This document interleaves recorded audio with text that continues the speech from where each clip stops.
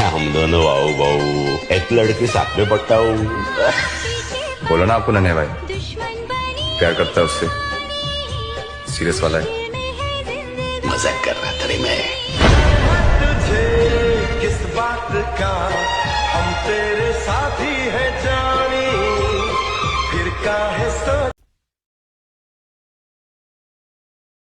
हम दोनों वाऊ बाऊ एक लड़की साथ में पट्टाऊ।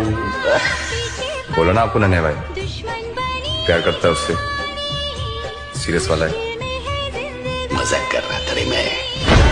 तुझे किस बात का हम तेरे साथी है जानी, फिर काहे सोच। शो बनाने वाले चूतिया थे और हम भी। तो आओ यार शुरू करते हैं बिना किसी डेडिकेशन के।